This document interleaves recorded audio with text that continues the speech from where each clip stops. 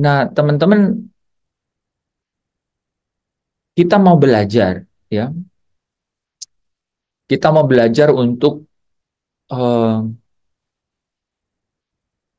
hidup di dalam rencananya Allah, gitu. Gitu. Ya, kita mau belajar untuk hidup di dalam rencananya Allah. Sekalipun kita ada di dalam masih ada di tengah-tengah atau di dalam dunia ini, kita kita kita harus terus belajar untuk hidup dalam rencananya Allah. Nah, rencananya Allah itu adalah rancangannya. Saya ulang ya, saudara. Rencananya Allah itu adalah rancangannya, gitu. Jadi rencananya Allah itu dia rancang, dan rancangannya adalah hari depan yang penuh harapan. Itu. Regangkan badan dulu ya. Itu bagian pertama kan. Jadi ketika saya tanya apa kabar itu teman-teman, itu sebenarnya saya sedang eh, mengkalibrasi ulang gitu. Sejauh kita telah berjalan dengan berjalan dalam jalannya Tuhan gitu.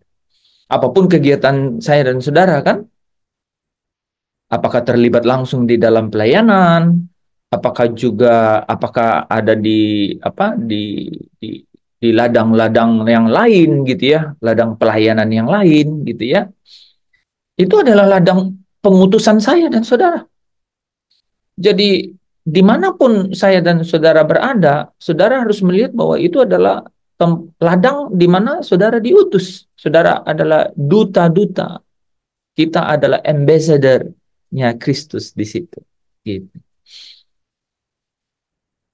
Setengah jam atau 40 menit di depan ini saya mau curhat, saudara ya. Nah, saya percaya bahwa curhatan hati saya ini itu Roh Kudus yang mendorong supaya saya sampaikan di tengah-tengah kerajaan Kristus, yaitu kerajaannya Allah di dunia ini, gitu. Ya, jadi teman-teman, surga itu tidak ada di sini. Sekalipun orang bilang surga ada di bawah telapak kaki ibu, ya, tapi itu bukan surga itu yang dimaksud, ya. Surga yang dikatakan oleh Tuhan Yesus bahwa berdoalah demikian, Bapa kami yang di surga, itu ada tempatnya, yaitu rumah Bapa, rumahnya Bapa. Gitu. Itu surga yang dimaksud oleh Yesus. Karena definisi surga itu banyak sekali. Gitu. Salah satunya di bawah telapak kaki ibu. Ya, ya kan? Kan itu orang bilang begitu kan? Itu katanya ya artinya kalau kamu sungguh-sungguh hormat sama orang sama ibumu, mengurus ibumu, gitu ya, maka surga adalah jaminannya. Ada gitu. Saudara, kalau dengar-dengar semakin dengar itu banyak ada yang begitu. Tetapi surga yang disampaikan oleh Yesus ketika dia berkata, berdoalah demikian Bapa kami yang di surga, itu adalah surga di mana Bapa itu bertakhta, dan itu adalah rumahnya Bapa. Ya, gitu ya. Matius 6 ayat 9, Yohanes 12 ayat Yohanes 14 ayat 1, 2 dan 3. Nah, demikian juga ketika Yesus berkata, kalau engkau ingin berdoa, masuklah ke dalam kamarmu, kunci itu, dan Bapamu yang tersembunyi katanya, ya, Bapamu yang di surga yang tersembunyi itu dapat melihatnya, gitu. Demikian juga ketika Yesus berkata bahwa dia naik ke surga dan duduk di sebelah kanan Allah, ya. Dan yang dimaksud dengan Allah di situ, ini ada yang nanya ya, di mana di dalam perjanjian baru yang menunjukkan bahwa Allah itu adalah Bapa, ya. Jadi itu menarik juga teman-teman, ya. Nah, kita bisa jawab itu ya. Yohanes 1 ayat 18 berkata, tidak seorang pun telah melihat Allah, tetapi anak tunggalnya Allah yang duduk di sebelah kanan Bapa. Nah, jadi Allah yang dimaksud adalah Bapa. Oke, itu mudah kan sebenarnya. Kalau kita nih ya saudara ya, kalau hati kita itu diterangi oleh rohnya Allah atau rohnya Bapa. Ya, nah, eh, saya ingin menyampaikan teman-teman bahwa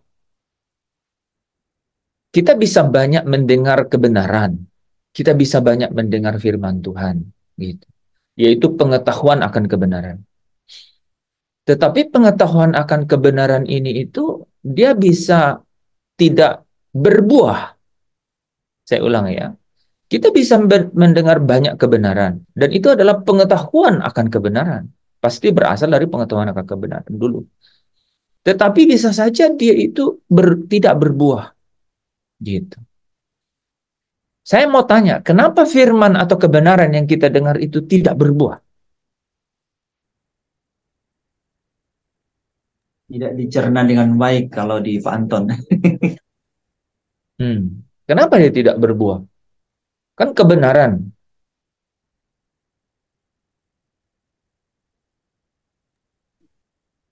Apa? Ada organ bagian dalam yang rusak. Nah, ini versi di Pak Anton ini. Iya, Mungkin lambung. iya, iya, mungkin teman-teman bisa bawa ke dimensi yang lain karena kan manusia kan nggak eh, di sini berbuah itu kan konteksnya bisa macam-macam gitu ya. Contoh yang Pastor Lepri tadi sampaikan kan, ya tidak menghasilkan perbuatan-perbuatan yang memuliakan Tuhan gitu ya. Apa yang menyebabkan itu? Ya mungkin pertanyaannya gitu dulu ya. Eh, atau saya jelaskan ya, kenapa kebenaran itu dia tidak berbuah gitu.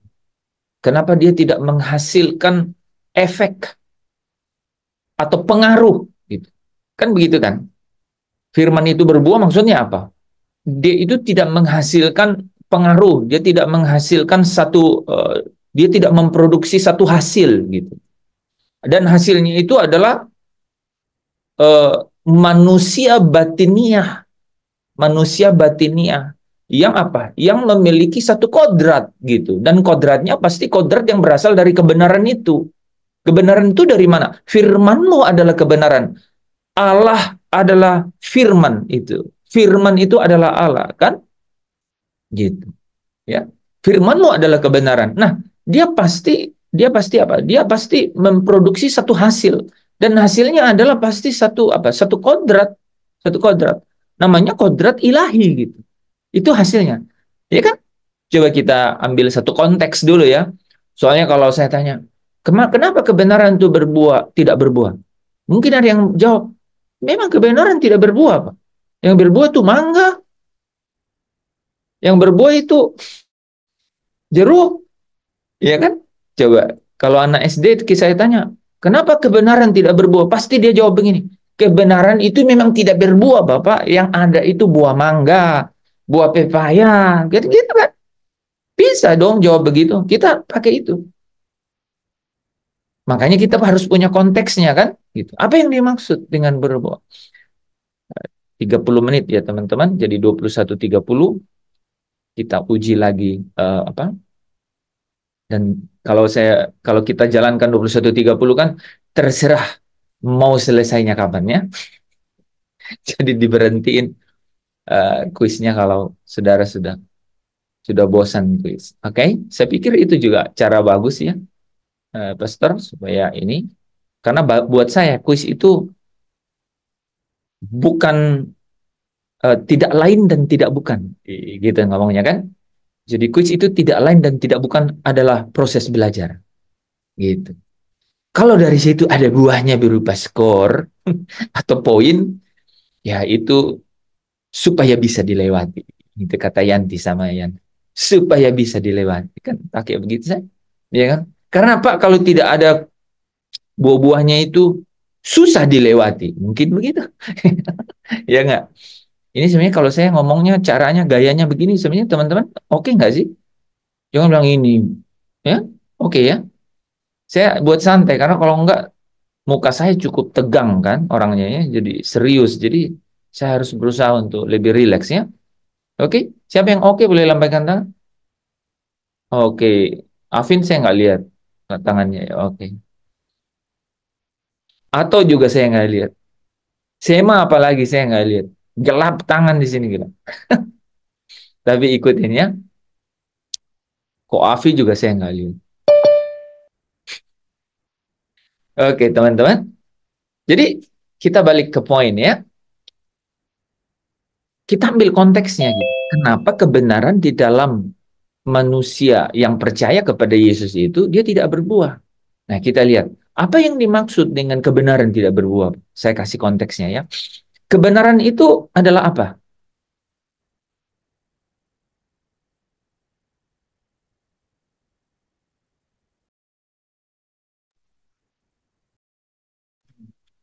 Kebenaran. Firman. Oke, kebenaran itu firman. Itu yang dimaksud kebenaran itu adalah firman. Ayatnya di mana? Ya, satu ayat satu. Bukan.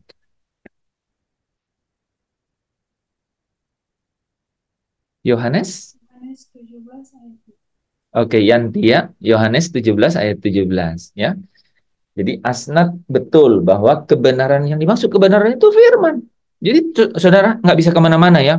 Jangan pikir kebenaran itu perbuatan baik, kebenaran enggak. Alkitab itu ya bilang kebenaran itu firman ya. Yohanes 17 ayat 17 baca supaya kita semua dengar. Dan itu nggak boleh teman-teman apa ya lupa nggak boleh itu ya. Ya John 17 verse 17. Yohanes Yes. 17 ayat Oh, kirain 17. bahasa Inggris barusan yes. Oke. Yohanes 17 ayat 17, kuduskanlah mereka dalam kebenaran, firman-Mu adalah kebenaran. Wah. Amin. Amin. Ya. Yohanes 17 ayat 17b gitu ya. Firman-Mu adalah kebenaran gitu. Ya. Nah, firman itu apa?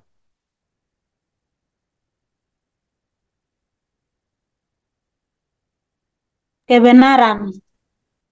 Oh, bagus. Oke. Ya, itu bagus ya. Firman itu kebenaran. Ya, firman itu kebenaran. Betul. Jadi kebenaran itu firman, firman itu adalah kebenaran. Oke. Firman ini ya, firman ini itu eh, adalah eh, atau berasal dari mana firman ini? Bapa. Dari Allah. Allah. Bapa. Dari Bapa, dari Allah sama ya. Jadi pasti teman-teman persepsinya udah benar ya. Jadi Bapa itu adalah Allah. Dari mana tahu Bapa itu adalah Allah? Nah, saya langsung jawab ya. 2 Korintus 11 ayat 31. Coba baca.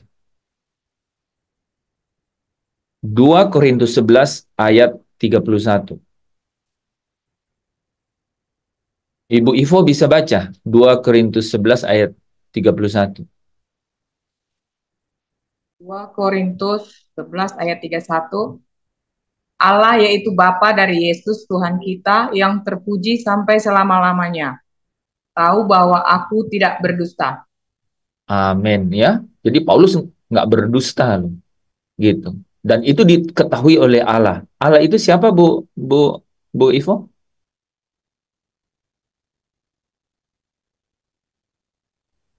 Bapa.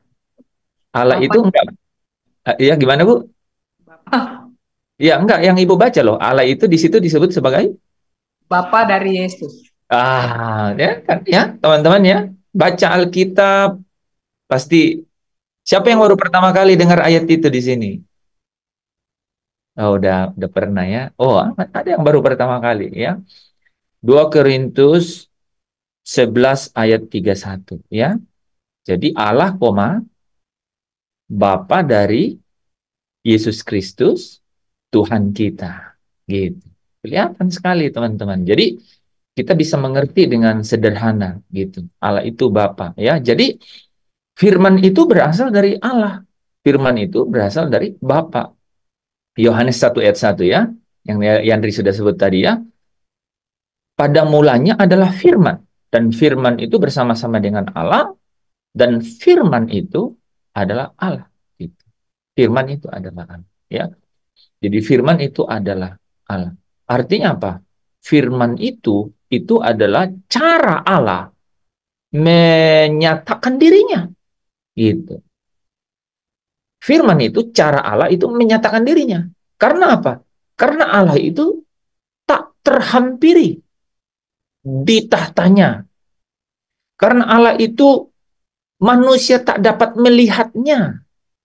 Kata Yesus dalam Yohanes pasal 5 ayat 37, suaranya pun tak dapat kamu dengar. Gitu. Sehingga dia pasti menyatakan dirinya.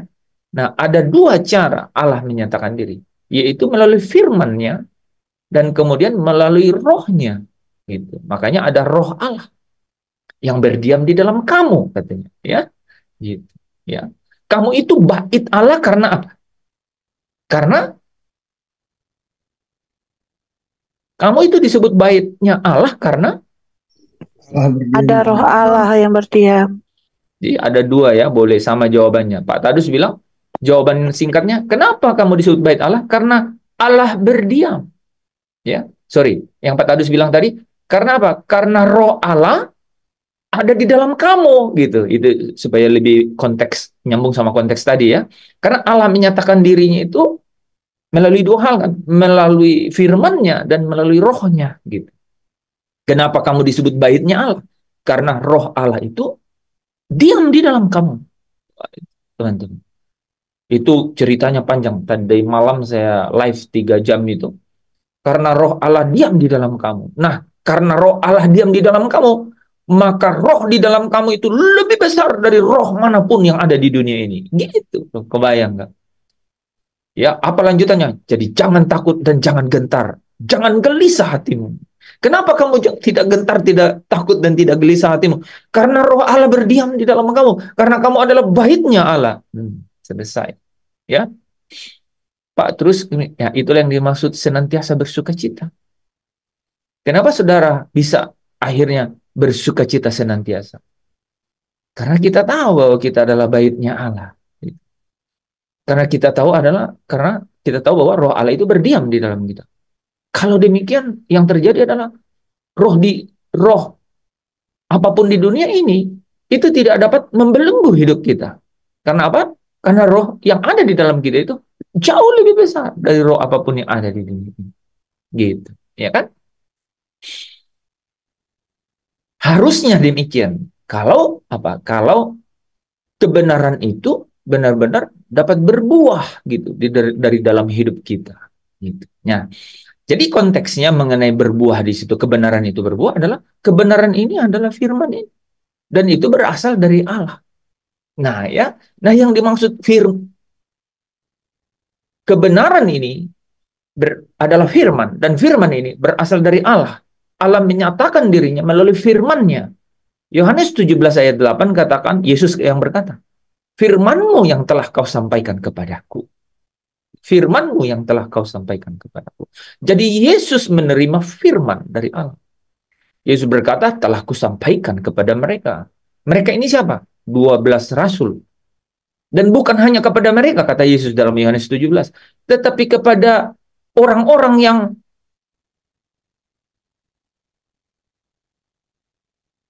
kepadanya firman ini disampaikan. Ya.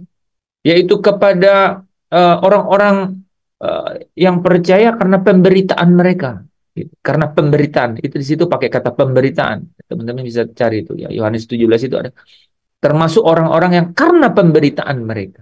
Gitu kan? Itu termasuk setiap orang yang percaya kepadanya. Ya. Jadi kebenaran itu firman. Nah, firman ini adalah firman ini adalah Allah. Nah, saudara, kalau firman ini dari Allah yang kemudian telah disampaikan kepada kita yang percaya, maka dia harus berbuah kan? Nah, buahnya apa? Buahnya adalah pasti yang dari Allah. Apa itu? Yang ilahi buahnya. Yang ilahi pasti buahnya. Yaitu apa? Kodrat ilahi. Buah yang pertama dari kebenaran adalah kodrat ilahi. Ayatnya ada di mana? 2 Petrus 1 ya, kodrat ilahi. Iya, Pastor Lep ini kan nggak dapat koin di sini. Kan ringan. Ya, ayatnya Pastor belum menyebut loh. Udah dikasih clue tuh. Ini harus tahu, teman-teman harus tahu tuh. Itu adalah perjuangan kita, ya, perjuangan kita dalam hidup mengiring Yesus, ya, gitu. Kalau dibilang kebenaran itu buahnya itu adalah, ya, adalah pasti yang ilahi kan, karena kebenaran itu dari Allah, maka pasti buahnya adalah kodrat ilahi. Nah, kodrat ilahi ini di mana ayatnya?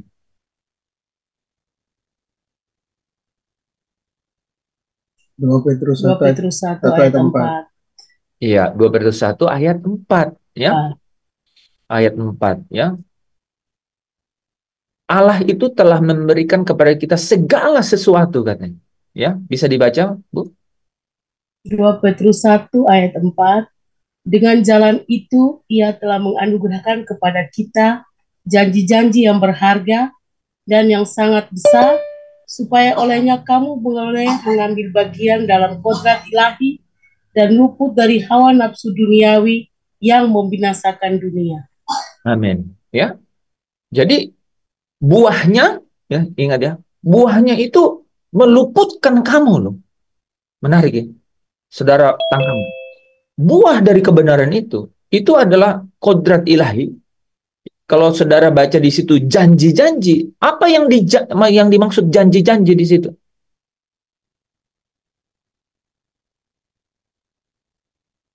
Kira-kira ada nggak yang bisa apa? Yang bisa jawab tuh? Apa yang dimaksud di 2 Petrus 1 ayat 4 itu memberikan kepada kamu janji-janji? Hmm? Apa janji yang saudara dan saya dapatkan? Menjadi milik Allah. Dimuliakan. Oke, menarik ya. Enggak, coba baca ayatnya deh. Coba baca lagi ayatnya, Bu Lina. Dan jalan itu ia telah menganugerahkan kepada kita janji-janji yang berharga.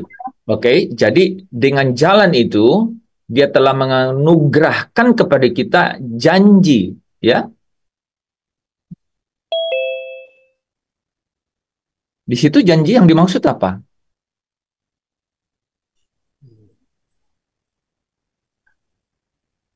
Oke, teman-teman baca Efesus 1 ayat 13.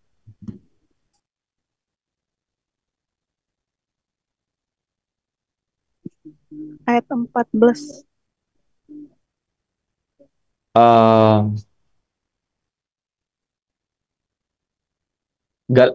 Bagus, Galatia 3 ayat 14. Galatia 3 ayat 14.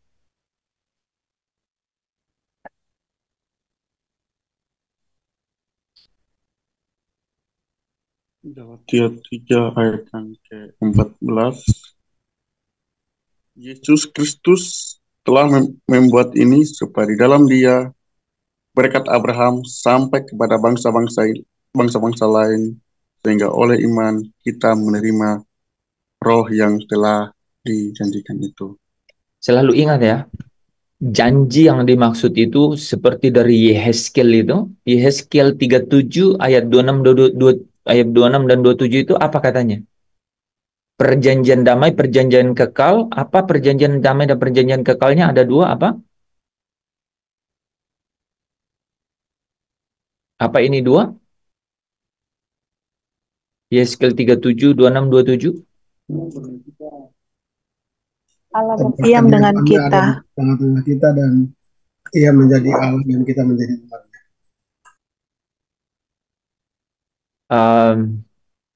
Iya, itu tidak salah, tapi apa yang paling benar yang dia janjikan dua itu? Memberkati mereka dan membuat mereka menjadi banyak. Bukan. Ada dua kan di situ yang dia janjikan. Tempat ini dan tempat ini.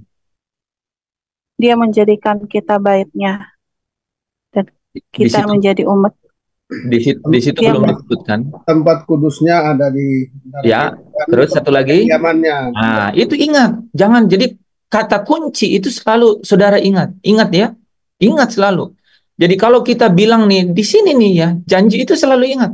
Tempat kudusku ada di tengah-tengah mereka, itu bicara mengenai Roh Kudus, itu bicara mengenai bait Allah. Di sini sudah ada. Di sini sudah ada. Tapi ketika dia bilang dan tempat kediamanku, itu belum ada karena dia diam di sana. Betul nggak? Ya, dia diam di sana. Nah, tempat kediamanku itu nanti itu yang dibahas di Wahyu 21 ayat 3 gitu. Itu selalu ingat itu. Janjinya Allah itu tempat kudusku itu adalah apa?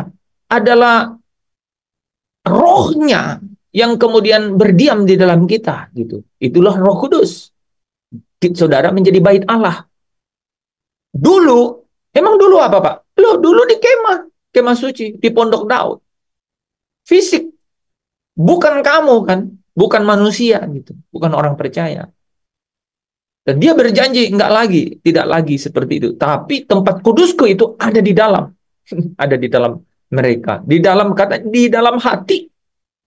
Tempat kudusku ada di dalam hati mereka, gitu.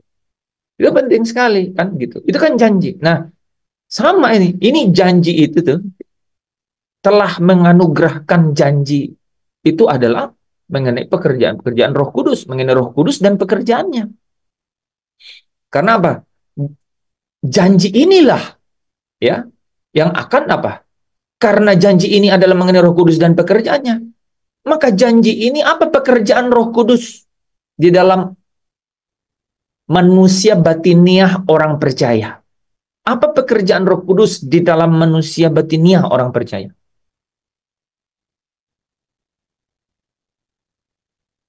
Memimpin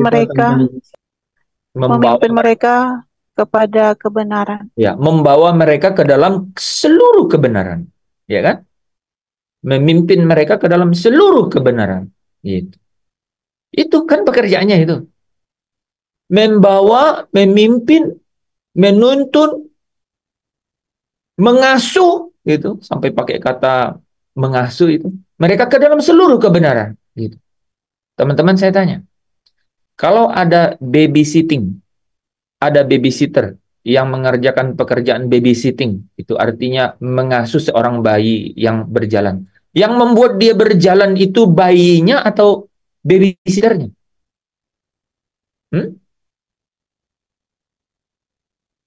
Yang membuat dia bisa berjalan babynya, bayinya, atau babysitternya?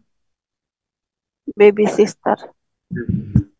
Babysitternya yang membuat dia bisa berjalan? Atau babynya? Dua-duanya. Nah, jadi jawabannya dua-duanya. Pasti kan? Babysitternya itu menuntun, dan babynya, kalau babysitternya menuntun dan babynya nggak mau berjalan, apa bisa berjalan? Nggak bisa. Nggak bisa. Nah, tapi akhirnya nanti yang menjadi hasilnya babysitternya atau babynya gitu. Pasti babynya kan, akhirnya bisa berjalan kan, gitu. Itulah hasilnya, gitu. Hasilnya bukan babysitternya berhasil membuat dia berjalan, bukan. Itu adalah hal-hal yang di sekelilingnya, tapi yang terlihat menjadi hasilnya adalah dia sudah berjalan, babynya berjalan. Orang mungkin tidak akan ingat lagi, ini saya menarik ya. Orang tidak akan ingat lagi si babysitternya ketika babynya itu benar-benar sudah bisa berlari. Pernah ada nggak gitu orang yang ingat, dulu siapa ya yang buat saya bisa berjalan ya? Nggak ada. Karena apa? Sudah kelihatan hasilnya, dia sudah bisa berjalan, kan gitu. Jadi hasil utamanya, itu dia bisa berjalan. Jadi saudara, kebenaran itu, ya, kebenaran itu, dia akan menghasilkan, dia akan memproduksi satu hasil. Dia akan membawa atau mengeluarkan satu hasil, kebenaran itu. Dan ini itu pasti apa? Pasti ada sesuatu yang diperlukan untuk itu dapat menghasilkan uh, untuk membawa satu hasil, atau dalam kata lain berbuah. Ini diperlukan sesuatu. Nah, itu yang dibahas di 2 Petrus 1 ayat 4 tadi, kan? Menganugerahkan kepada kamu janji. Nah, ya, janji. Nah, itu yang dibahas di Galatia 3 ayat 14 tadi, kan? Sehingga oleh iman kita menerima Roh Kudus yang telah dijanjikan. Gitu. Nah, untuk memperkuat itu kita baca Efesus 1 ayat 14. 10 menit lagi ya, teman-teman. Efesus 1 ayat 14.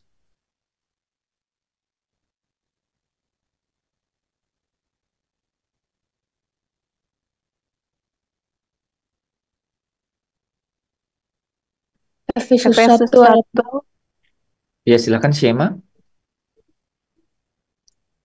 Efesus 1 ayat 14. Dan Roh Kudus itu adalah jaminan bagian kita sampai kita memperoleh seluruhnya, yaitu penebusan yang menjadikan kita milik Allah untuk memuji kemuliaan-Nya. Jadi ada fungsinya kan si Roh Kudus di situ.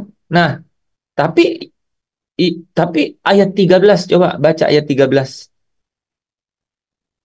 Shema. Ayat 13, di dalam Dia kamu juga, karena kamu telah mendengar firman kebenaran, yaitu Injil keselamatanmu. Tunggu, berhenti ya, berhenti ya. Di dalam Dia kamu juga telah mendengar firman kebenaran, kebenaran, yaitu Injil keselamatan.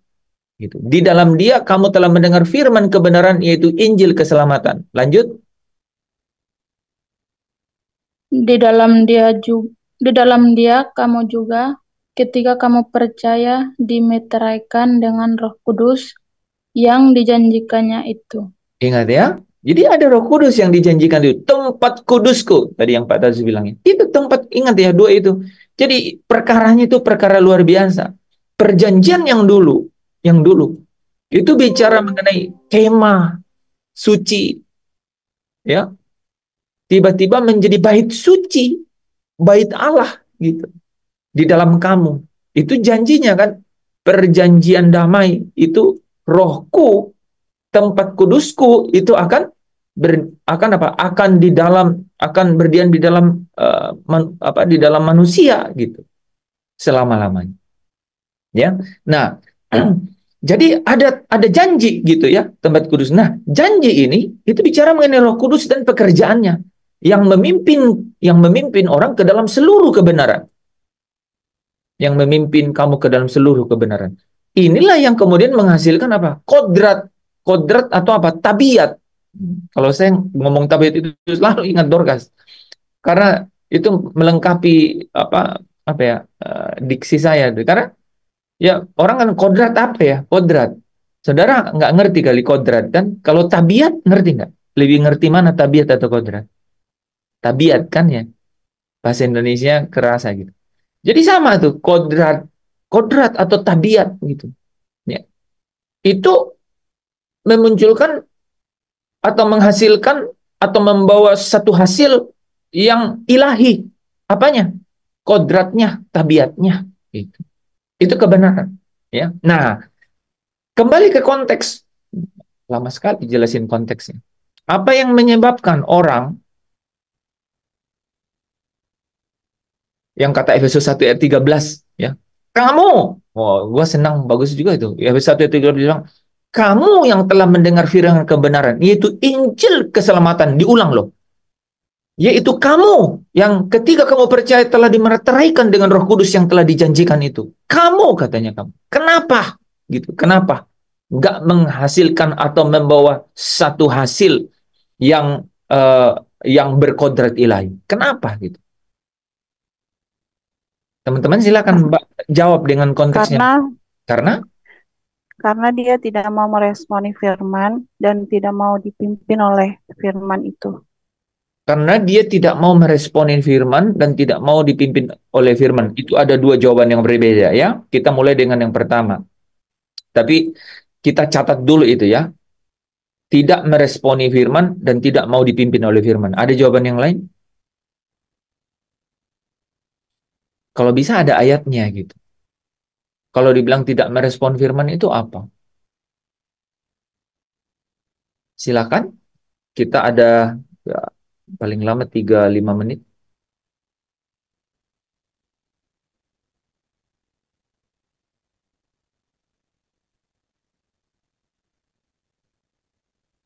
Apa teman-teman?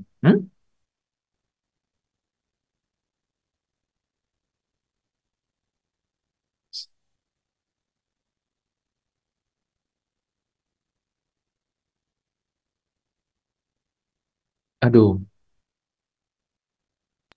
Karena firman itu tidak mendapatkan tempat yang terbaik di dalamnya. oke, udah mulai nih. Udah mulai ya. Pak, teman-teman harus dengar tuh yang Pak Tadis bilang tuh sebenarnya itu clue tuh. Ya. Jadi firman itu pertama dia tidak mendapat tempat ya, tempat yang baik. Nah, itu apa sih sebenarnya tempat yang baik itu? Dalam hati, batin. Dalam hati batin gitu. Jadi teman-teman, Yesus pernah kan membuat satu perumpamaan mengenai penabur gitu. Sebenarnya mudah menjawabnya. Jadi kalau kita bicara mengenai itu, mari kita belajar dengan apa yang dicerita mengenai Yesus untuk itu, ya. Nah, kita harus bagaimanapun kita harus menyelesaikan ini ya malam hari ini teman-teman, karena itu penting sekali. Kenapa kebenaran itu tidak membawa hasil atau tidak menghasilkan, padahal sudah ada janji, yaitu tempat kudusnya itu ada di tengah-tengah, ada di dalam orang percaya, ada di dalam orang, bahkan dimeteraikan dalam orang percaya. Dan janji ini, yaitu tempat kudusnya itu, yaitu rohnya yang berada di dalam orang percaya itu tugasnya adalah itu memimpin mereka ke dalam segala kebenaran. Kenapa hasilnya itu tidak menghasilkan yang dari Allah, yaitu yang ilahi, yaitu apa? Yaitu kodrat atau tabiat yang ilahi. Kenapa itu terjadi? Gitu. Nah, pertama itu adalah mengenai apa? Hati yang tidak siap, gitu, merespon itu. Hati yang tidak siap untuk merespon itu. Coba saudara baca di Matius pasal 13 kan. Itu adalah bicara mengenai tanah yang tidak subur kan. Tanah yang tidak subur itu apa contohnya? Di batu-batu, tanah yang berbatu, Tanah yang berbatu. di dalam semak-semak, dan di pinggir jalan. Nah, ya. Coba kita lihat ya teman-teman satu persatu ya. Jadi tanah yang berbatu ya. Tanah yang berbatu dan tanah yang ada semak atau ilalang gitu kan. Ya, ada dua. Paling enggak kita bagi 3 aja ya, bagi 3 ya supaya cepat ya. Yang pertama adalah dia tidak siap karena dia berbatu. Gitu. Nah, jadi kembali ya, nanti teman-teman bisa bandingkan kan. Ya, rupanya katanya ada penjelasan Pastor Anton ya, mentor Anton dalam hal itu. Itu bagus tuh. Saudara bandingkan nanti ya. Jadi dia tidak menghasilkan buah karena apa? Dia tidak tumbuh. Ya, dia tidak tumbuh. Kenapa? Karena tanahnya bebatuan gitu. Saudara dan saya gitu ya, atau orang percaya tersebut gitu ya. Itu tanahnya tidak bisa menjadi tempat yang bagus atau subur untuk benih itu tumbuh gitu. Nah, itu keadaannya seperti apa? Ada yang bisa jawab? Keadaannya seperti apa itu yang dimaksud?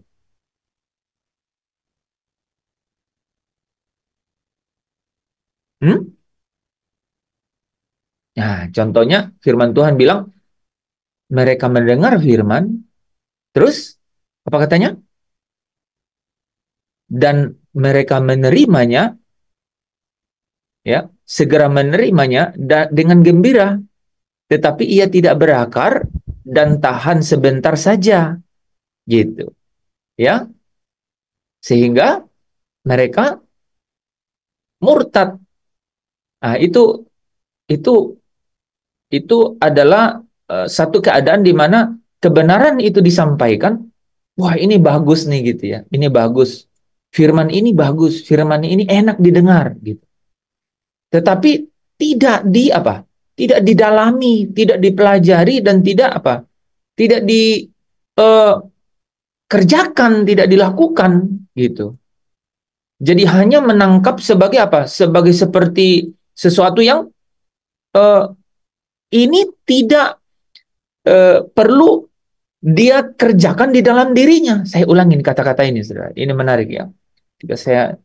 Jadi itu adalah ketika kita mendengar firman, kita pikir ini firman ini seperti sesuatu yang bekerja secara otomatis.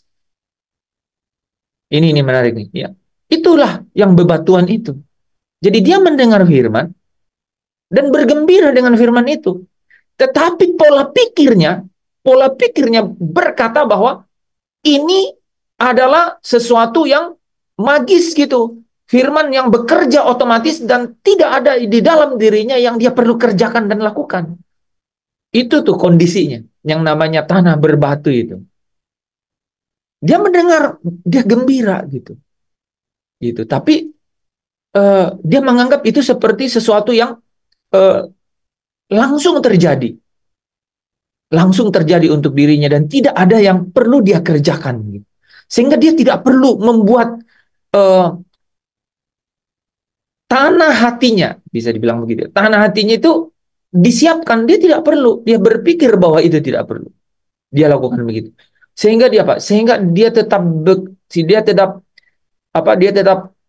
hidup di dalam, ya, hidup di dalam manusia lamanya, gitu. Cara hidup lamanya, cara hidupnya yang apa? Yang bersahabat dengan dunia, gitu. Jadi mohon maaf ya, kalau seandainya ke gereja itu hanya hari Minggu, maka Senin sampai Sabtu dia hidup duniawi, kemudian dia pikir dia datang di hari Minggu, dia terima firman dengan gembira bahwa Allah penuh dengan kasih, begitu besar kasih Allah, dan dia tidak pernah meninggalkan perbuatan tangannya, gitu. Allah itu setia, gitu. Allah selalu menunggu orang yang kemudian untuk datang kepadanya dan sekali-kali tidak membiarkan mereka, gitu. Dia selalu mengambil sesuatu dari firman itu dengan cara tidak ada yang perlu dia kerjakan di dalam dirinya. Itu keadaan seperti bebatuan tuh, saudara. Gitu. Batu itu artinya apa? Dia tidak dapat menembus ke dalam. Dia tidak dapat menembus ke dalam. Dia nggak dapat menembus ke dalam itu, mungkin kita pikirannya gini ya, oh berarti mungkin dia hatinya keras. Apa yang dimaksud hatinya keras? Bebal sekali begitu? Berarti memang firman itu seolah-olah Allah itu memiliki keterbatasan dan tidak bisa menembus hati yang bebal? Bukan, konteksnya nggak bisa begitu kan? Coba aja bayangkan. Logikanya nggak masuk. Allah pasti bisa. Gitu. Tetapi apa yang terjadi? Sebenarnya yang terjadi adalah orang yang melihat firman itu seperti menangkapnya ini adalah sesuatu yang akan terjadi tanpa dia melakukan apa-apa yang lain, tanpa dia merespon, tanpa dia mengerjakan sesuatu yang lain gitu. Gitu. Jadi responnya, gitu ya. Jadi dia merespon, tapi dia menanggap bahwa ini adalah firman dan ini akan terjadi. Apapun yang saya lakukan, Senin sampai Sabtu, kalau hari Minggu itu adalah didefinisikan ke gereja bertemu Tuhan, maka Senin sampai Sabtu dia punya dunia yang lain. Dia hidup duniawi, gitu. Kemudian hari Minggu dia datang seolah-olah menerima firman dan itu seolah-olah menghapus seluruh hal yang duniawi yang dia lakukan Senin sampai Sabtu. Itu bebatuan itu. Kalau penindasan itu datang, kata Matius pasal 13, maka dia pasti murtad. Karena apa? Karena tidak ada akar kan. Di dalam dirinya tidak ada. Gitu. Tidak ada yang terjadi. Kok tidak ada, Pak? Iya, dia tidak kerjakan sesuatu. Kenapa? Karena dia berpikir bahwa itu firman sudah itu firman, dan firman itu akan terjadi sebagaimana firman itu terjadi, gitu. Dan dia tidak perlu melakukan apa-apa di dalam dirinya. Jadi itu tuh ciri bebatuan itu sebenarnya itu. Nah, teman-teman sadar nggak? Itu banyak loh. Dan makanya, saudara pernah lihat nggak orang murtad? Saya beberapa kali melihat. Itu kenapa terjadi? Itu keadaan itu. Tanah itu bebatuan. Dia mendengar firman, dia juga gembira, gitu. Kan? Dia mendengar firman, dan dia katakan gitu loh. Dia menerima firman itu dengan gembira. Jadi dia menerimanya. Dia menerima. Beda loh. Dia bukan menolak. Dia bukan menolak. Dia menerima firman itu. Ini di sini saudara bisa tangkap ya, tipis loh, ya. Dia menerimanya, ya, dengan gembira, tapi apa? Tapi menganggap tidak ada di dalam dirinya yang perlu dikerjakannya, gitu. Itu yang dimaksud dia bebatuan, sehingga benih itu tidak masuk ke dalam, gitu. Tidak masuk ke dalam bukan berarti wah, dia bebal sekali untuk orang. Bagaimana mungkin? Kan Roh Kudus memimpin dia. Ini bicara mengenai Roh Kudus itu sebenarnya ada di dalam dia, gitu. Ini bicara mengenai Roh Kudus itu ada di dalam dia, ya. Oke. Yang kedua itu adalah apa? Selain bebatuan, Berhimpit. semak duri tadi, ya, semak duri, ya, semak duri, ya. Nah, teman-teman, dikatakan bahwa dia mendengarkan firman, tetapi apa? Kekhawatiran dunia, tipu daya kekayaan, ya, menghimpit firman itu, ya. Jadi gini, dia menerima firman dan dia tahu, wah, dia harus kerjakan, ya. Dia harus dia harus menuruti firman itu. Di dalam dirinya harus ada yang dia ubahkan di dalam dirinya. Kalau yang tadi bebatuan, dia bilang gini, itu firman pasti terjadi. Karena Allah itu setia, dia pasti tetap menolong saya, gitu. Dia itu kasih, luar biasa kasihnya Allah itu, gitu. Sehingga itu Allah sudah, apapun keadaan saya, Allah pasti tetap mengasihi saya. Jadi dia tidak perlu, apakah ini menarik, apakah Allah berubah karena dia berprinsip begitu? Enggak. Allah betul tetap kasih. Allah betul tetap setia. Sumbu yang pudar pasti tidak dipadamkan. Betul. Bulu yang terkulai pasti tidak dipatahkan. Tetap Allah seperti itu. Tapi lihat nggak yang dimaksud di sini? Ketika penindasan itu datang, ketika tekanan hidup itu datang, dia itu murtad atau dia itu berbalik pada kehidupannya yang lama. Itu tuh bebatuan. Apalagi berbuah, kan? Jadi tidak bisa berbuah.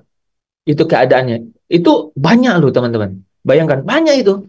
Jadi firman yang ditabur atau benih yang ditabur, ya, atau kebenaran yang ditabur di hati yang seperti itu kalau datang tekanan hidup, dia segera berbalik. Contohnya apa? Dia cari jalan lain, dia cari jalan pintas, gitu. Katanya di sini ada cara loh untuk menyelesaikan masalah kamu. Dia ikut, gitu. Ada teman yang kasih dia jalan keluar, ini ada cara nih. Ada teman saya yang kasih tahu ini ada cara. Dia mau, dia coba. Tapi orang yang firman itu dia terima dan kemudian dia katakan bahwa saya harus hidupi firman ini. Dia mulai kerjakan firman itu dengan cara apa? Dengan cara tidak hidup duniawi. Senin sampai Sabtu, dia coba tuh firman yang dia dengar di hari Minggu itu dia coba kerjakan. Saya harus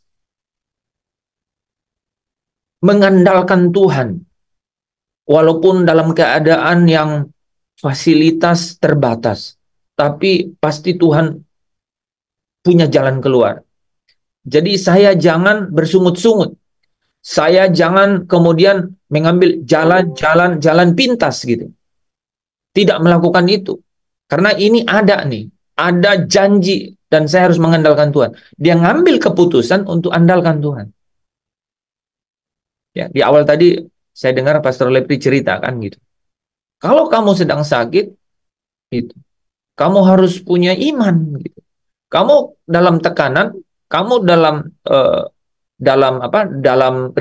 ada tantangan atau rintangan, kamu tetap berharap gitu, berharap kan bahwa Tuhan itu mengerjakan sesuatu. Nah, bagaimana cara berharap? Mengambil keputusan melalui tindakan gitu. Yaitu apa? Ya, datang kepada Dia. Udah pasti begitu kan? Yang pertama adalah datang kepada Dia, katanya masuklah ke dalam kamarmu, kuncilah pintu dan berdoalah kepada Bapamu yang di surga, di tempat yang, dan Bapamu yang di surga yang melihat engkau di tempat yang tersembunyi itu akan mendengar doamu kan gitu. Jadi ada langkah yang benar-benar dikerjakan, dia kerjakan yang tadi yang beban dia tidak kerjakan. Tuhan pasti mendengar doa saya. Tuhan pasti setia gitu kan. Kalau ini dia melakukan tindakan-tindakan gitu. Dia mengambil tindakan dengan jelas gitu. Contoh nih teman-teman, kalau begitu 1 minggu ini saya harus mensiasati ini. 1 minggu ini. Kalau yang saya punya uang hanya tinggal 500.000 gitu ya, atau bagaimana ya, yang lebih ekstrim ya, tinggal 100.000. Gimana nih saya hidup nih untuk 1 minggu ini? Ada makan perlu, transport perlu gitu. Gimana caranya? Dia mengambil tindakan. Saya puasa. Ambil tindakan kan, saya puasa. Dia udah mengerjakan seperti itu. Nah, sekarang gini teman-teman. Dikatakan, kenapa dalam keadaan seperti itu dia masih bisa tidak berbuah gitu? Kenapa? Gitu. Kenapa dalam keadaan begitu masih tidak bisa menghasilkan? Dikatakan apa? Ada kekhawatiran. Ya, kekhawatiran itu menghimpit. Ya, kekhawatiran dunia itu menghimpit. Wah, muncul kan banyak ini nih, banyak apa itu? Di pikiran tuh muncul banyak hal gitu. Bagaimana ya kalau begini ya? Banyak pertanyaan-pertanyaan yang muncul gitu di dalam pikirannya mengenai keterbatasan-keterbatasan yang dia lihat gitu. Sehingga apa? Sehingga ketika muncul di aplikasi yang namanya ya PINJOL, ya bisa jadi jalan pintas gitu. Nah, itu kekhawatiran. Ada dikatakan tipu daya kekayaan gitu. Dia lihat orang lain gitu. Dia lihat ke sekelilingnya. Kemudian dia memilih ya untuk mengikuti jalan itu. Itu yang membuat dia tidak bertahan di dalam apa? Di dalam tindakan-tindakan yang dia mulai kerjakan tadi gitu. Kan siapa yang memimpin? Siapa yang membawa dia di dalam mengerjakan tindakan-tindakan tadi? Pasti Roh Kudus yang menguatkan dia kan? Tapi kekhawatiran itu adalah apa? Semua informasi. Nih, makanya dalam keadaan seperti itu teman-teman, itu apa yang masuk di mata, apa yang masuk di telinga, ya panca indera 2 ini, itu benar-benar harus hati-hati gitu. Ya karena apa? Karena itu pasti masuk ke dalam akal gitu. Dan itu dikelola di akal budi gitu.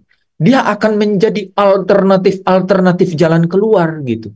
Saudara ingat kan bahwa keinginan-keinginan di dalam daging kita ini diprovokasi oleh apa?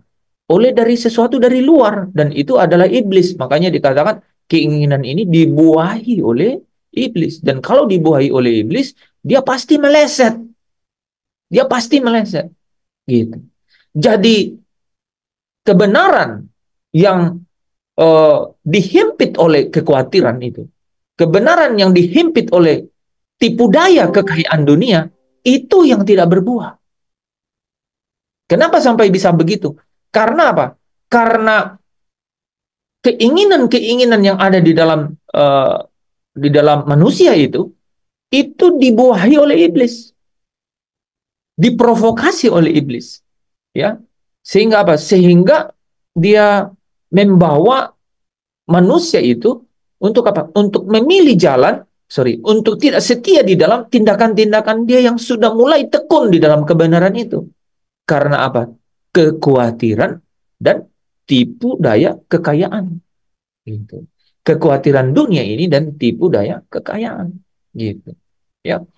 Itu membuat dia tidak berbuah. Kalau dia sampai tidak berbuah, maka dia pasti tidak sampai pada satu tabiat atau kodrat yang Allah inginkan atau yang namanya ilahi itu. Tidak akan sampai ke situ. Gitu. Ya. Nah, yang terakhir, hanya tanah yang subur gitu. Tanah yang subur gitu. Yang kemudian dapat menghasilkan buah atau menghasilkan tindakan, menghasilkan satu tindakan. Tindakan-tindakan ini itu akan menghasilkan satu tabiat atau kodrat yang ilahi, ya. Itulah yang ada di dalam jiwa. Nah, ini teman-teman, ya. Kalau teman-teman perhatikan, Yohanes 17 ayat 17 tadi berkata, kuduskanlah mereka di dalam kebenaran. Jadi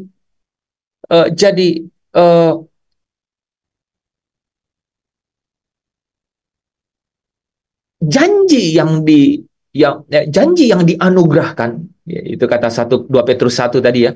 Jadi janji yang dianugerahkan itu, yaitu ketika kamu yang percaya, ya, kamu yang telah mendengar firman kebenaran, ya, yaitu Injil keselamatan, yaitu kamu yang percaya, katanya, yang dimeteraikan dengan Roh Kudus, yang menerima, yang dianugerahkan janji itu, yaitu Roh Kudus yang dijanjikan itu, maka kamu pasti disertai itu. Roh Kudus itu diam di dalam kamu. Tapi ketika Roh Kudus ini memimpin ke dalam firman, dan cara kamu meresponnya itu adalah bahwa firman itu seperti sesuatu yang mengerjakan sesuatu dengan sendirinya tanpa kamu respon, maka itu yang disebut tanah bebatuan. Ketika datang tekanan hidup, ketika datang yang namanya penindasan, maka apa? Pasti berbalik ke manusia lamanya. Itu namanya murtad kan gitu sebenarnya. Jadi murtad itu tidak hanya menyangkal, tetapi sebenarnya berbalik dia, ya, ke keadaan manusia lamanya gitu. Manusia yang dulu. Tetapi ya, ketika responnya terhadap pimpinan Roh Kudus itu, dia mau mulai mengerjakannya gitu ya. Firman itu, maka firman itu mulai berakar kan gitu. Berakar di dalam dirinya. Dia mulai menghasilkan buah. Tetapi kalau di dalam perjalanan ketika menghasilkan buah ini, dia melihat ya kekhawatiran dunia. Bagaimana mengenai masa depan saya? Dia melihat ketidakcukupan kan? Maka jalan keluarnya sebagai tanah yang subur apa teman-teman? Hidup yang sederhana. Ya. Jadi kalau saudara ditanya, seperti apa sih tanah yang subur itu, Pak? Gampang jawabnya loh. Coba logikanya dimainkan. Nalarnya dimainkan. Apa yang membuat dia tidak berbuah? Kekhawatiran dunia dan tipu daya kekayaan. Oke. Kalau kekhawatiran itu maksudnya apa sehingga dia tidak sehingga kebenaran itu dihimpit? Kenapa? Kan dia udah mulai mengakar gitu. Dia mulai mengerjakannya. Kenapa bisa? Karena apa? Yang tadi itu. Ketika kekhawatiran itu muncul karena apa? Karena dia melihat bahwa ada sesuatu yang kok sulit untuk dicapai. Sulit untuk dicapai. Kenapa sulit untuk dicapai? Karena apa? Karena standarnya dia buat besar. Jadi bagaimana caranya? Caranya disederhanakan. Pak, tanah yang subur itu seperti apa ya? Hidup yang sederhana. Itu tanah yang subur. Hidup yang sederhana pasti memiliki kekuatan terhadap kekhawatiran tentang dunia. Karena dunia selalu memberikan apa? Kamu harus punya banyak. Kamu harus punya besar. Kalau kau tak punya banyak, tak punya besar, kamu pasti khawatir. Dia nggak tahu. Pada saat dia udah punya banyak, udah punya besar, khawatir juga. Tapi itu kan namanya itu manusia kan, dia nggak sadar kan, itu caranya apa sebenarnya? supaya apa yang dibilang tanah yang subur itu, dia membuat hidupnya sederhana. Saya mau tanya, hidup yang sederhana itu menurut Alkitab apa? Kalau ada yang Cukup jawab. dari Bisa. apa? Oke, Yandri luar biasa. Top 1110.000%. Hidup yang sederhana itu adalah hidup dengan cukupkanlah dirimu dengan apa yang ada. Itu tanah yang subur. Pasti malam hari ini saudara dapat sesuatu dari situ. Itulah tanah yang subur. Hidup dengan cukup. Maka firman atau kebenaran itu pasti berbuah. Pasti berbuah. Pasti menghasilkan kodrat ilahi. Kalau saudara setia di dalam yang namanya hidup dengan cukup. Cukupkanlah. Asalkan ada makanan dan minuman, cukup. Coba jalankan itu. Ya. Nah, yang kedua, kita melihat dari sisi tipu daya kekayaan dunia. Gitu.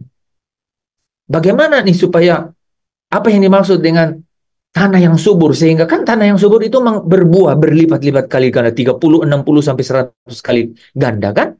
Kok bisa? Gitu. Kita bisa kita bisa refleksi sebaliknya kan gitu. Refleksi kebalikan atau refleksi sebaliknya gitu. Kenapa sampai orang difrank oleh tipu daya manusia, tipu daya kekayaan dunia? Kenapa? Kenapa, saudara? Karena banyak keinginan.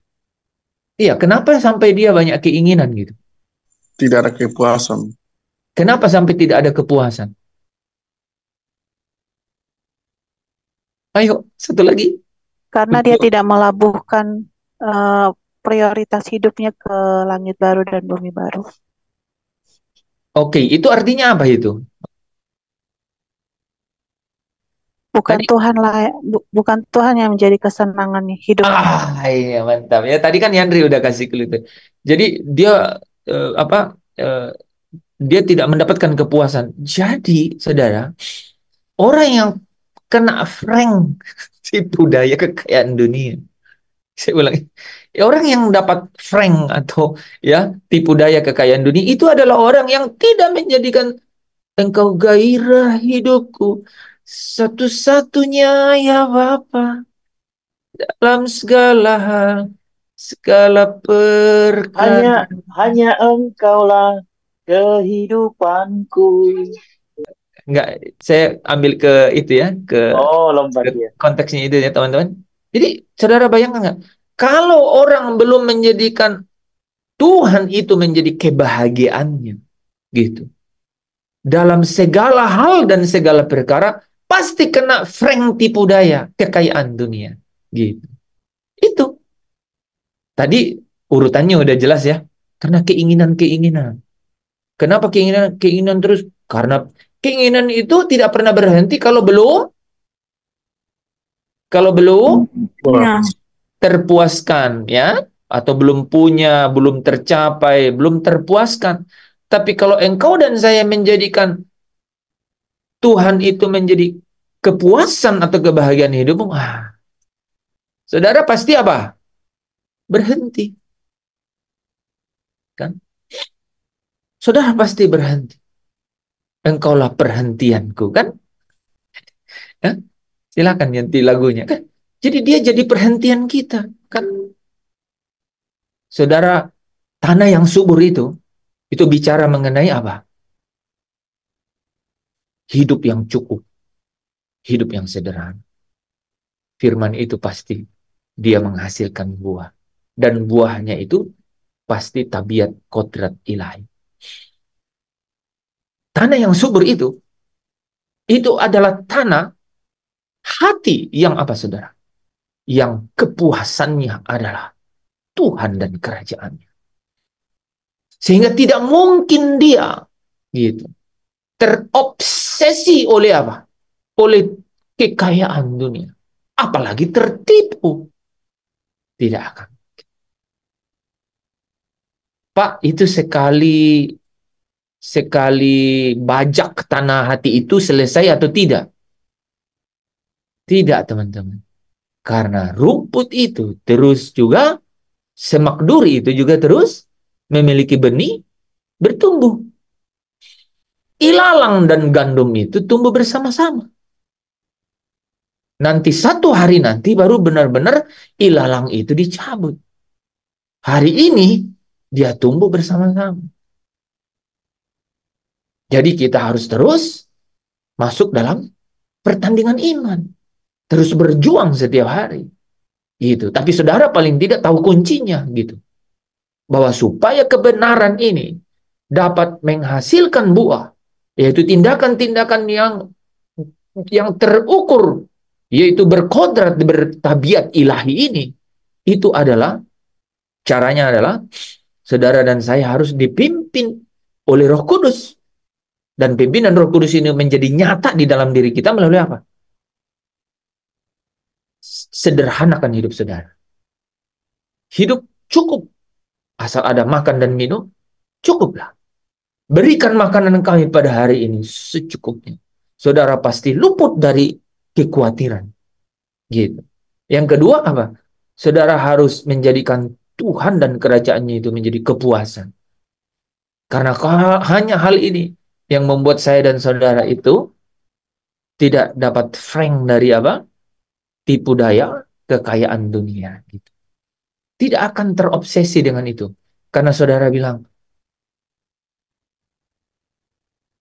aku sudah mencapai apa yang kucari, yaitu Tuhan dan kerajaan. Di dalam situ saudara sudah menemukannya. Keinginan-keinginan lain itu pasti terus-menerus diarahkan sehingga tidak meleset kepada tipu daya kekayaan dunia. Ketika ingin mempunyai banyak, pikirannya banyak untuk dibagi, gitu. Pikirannya banyak untuk pekerjaan Tuhan, gitu. Pikirannya banyak untuk agendanya Tuhan. Gitu. Jadi berbeda. Ketika mendapat posisi, dia melihat bahwa posisi ini untuk menjadi terang, menjadi garam, gitu. Posisinya, gitu. Dia selalu melihat. Kenapa? Enggak. I don't need anything else, gitu. Aku tidak memerlukan sesuatu yang lain lagi. Karena apa? Di dalam dia, kutemukan, gitu. Jati diri, kepuasan hidupku di dalam Tuhan, gitu. Ya, itu yang membuat saya dan saudara pasti bersukacita senantiasa di dalam Tuhan dan bersukacita senantiasa di dalam pengharapan. Yaitu pengharapan dimuliakan bersama-sama dengan Tuhan, gitu ya, bersama dengan Kristus satu hari nanti. Amin. Mari kita tutup dalam doa. Bapa, hamba berhenti bicara. Tetapi kebenaran-kebenaran malam hari ini adalah sesuatu yang baru dari Engkau. Biarlah ini Engkau materaikan di dalam hati anak-anak-Mu yang hadir pada malam hari ini. Supaya mereka dapat melewati padang gurun pergumulan hidup dunia ini. Di mana mereka akan menemukan mata air dari Tuhan. Dan di dalamnya mereka dapat dilimpahi dengan kepenuhan daripada Engkau. Dipenuhkan senantiasa sehingga mereka menerima kasih karunia demi kasih karunia yang semakin kaya di dalam Engkau. Pengalaman-pengalaman rohani yang melampaui akal dan tidak pernah timbul dari dalam hati. Itu adalah kekayaan-kekayaan surgawi yang sejak sekarang ini mereka dapat lihat. Sehingga mereka dapat luput dari hawa nafsu dunia yang membinasakan manusia. Bapa, terima kasih. Kami mengucap syukur karena kami boleh menerima segala firman ini melalui anak tunggal-Mu, yaitu anak manusia, Yesus Kristus yang adalah Tuhan dan Juru Selamat. Sahabat kami yang setia. Kami mau mengikut jejaknya, mengikut teladannya sampai akhir. Kami percaya bahwa Roh-Mu yang kudus terus menuntun, memimpin kami ke dalam seluruh kebenaran. Dan itu yang memberi kami kekuatan, memperlengkapi, menopang, dan meneguhkan kami sampai hari itu tiba, di mana Kristus Yesus turun dari surga menyatakan diri di dalam kemuliaannya bersama dengan malaikat-malaikatnya, bersama dengan kemuliaan-Mu ya Bapa, dan kami dapat turut mengambil bagian di dalam kemuliaan itu. Terima kasih Bapa, segala kemuliaan pengagungan hanya bagi-Mu di dalam Kristus Yesus Tuhan, Juru Selamat kami. Saudara yang diberkati, yang percaya dan bersuka cita, bersama dengan saya katakan, amin. Amin. Amin. Amin. Terima kasih. Amin. Amin. Terima kasih teman-teman.